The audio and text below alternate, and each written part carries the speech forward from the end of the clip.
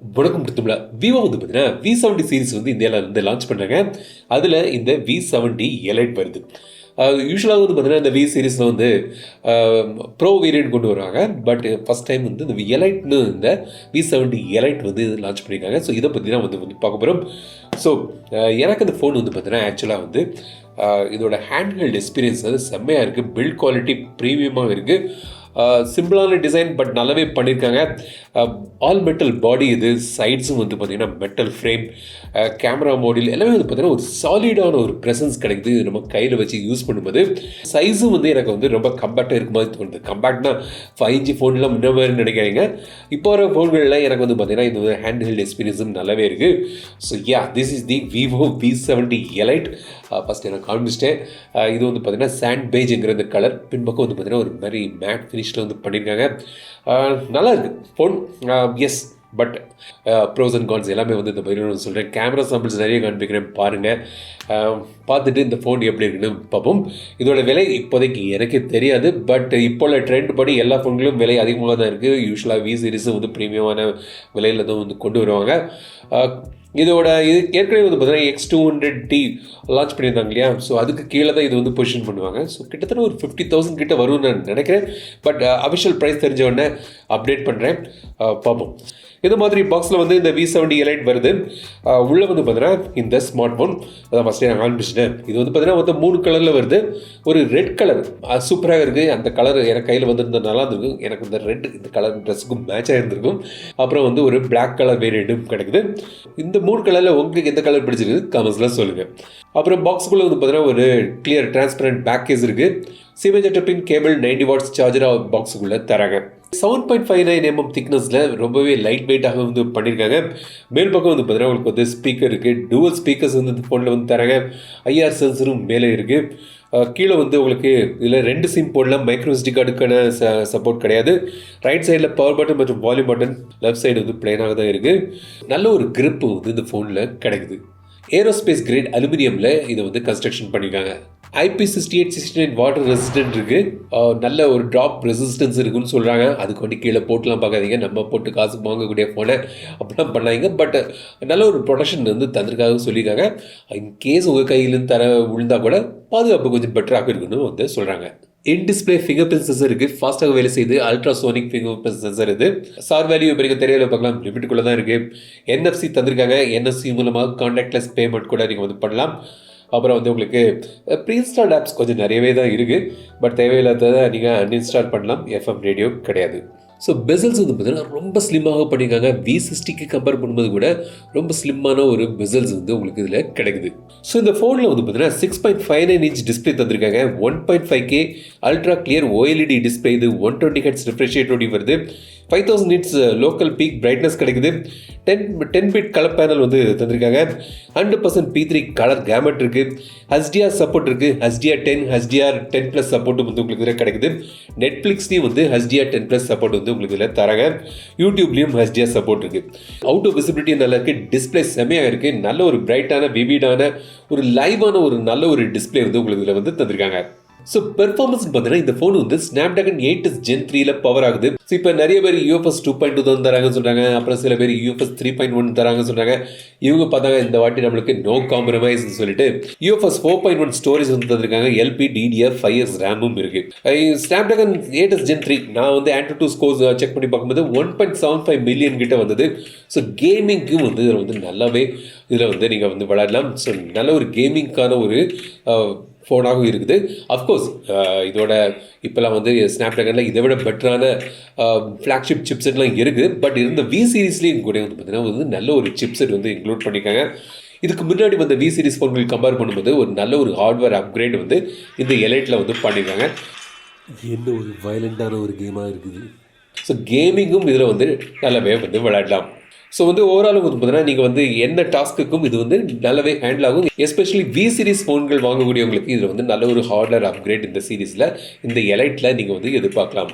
இப்போது இந்த கேமரா பற்றி பார்ப்போம். V சீரிஸ்னாலே வந்து பார்த்தீங்கன்னா பாப்புலரான காரணமே அவங்களோட கேமரா நல்ல ஒரு ஜனரஞ்சகமான எல்லோரையும் ப்ளீஸிங்காக இருக்கும்படியான ஒரு நல்ல ஒரு கேமரா வந்து V சீரிஸில் பொதுவாக வந்து தருவாங்க. அதனால தான் அந்த V சீரிஸ் சேல்ஸும் அதிகமாக இருக்குது. எல்லாருக்கும் இதோட ஃபோட்டோஸ் பிடிக்கும். அதுலேயும் சமீபத்தில் இதில் வந்து Zeiss ஆப்டிக்ஸும் கொண்டு வராங்க. ஸோ இதுலேயும் வந்து Zeiss ஆப்டிக்ஸ் இருக்குது. 50 mega pixel main camera, OSOD வருது, சோனி லைட் 700V சென்சர் வந்து யூஸ் பண்ணுறாங்க.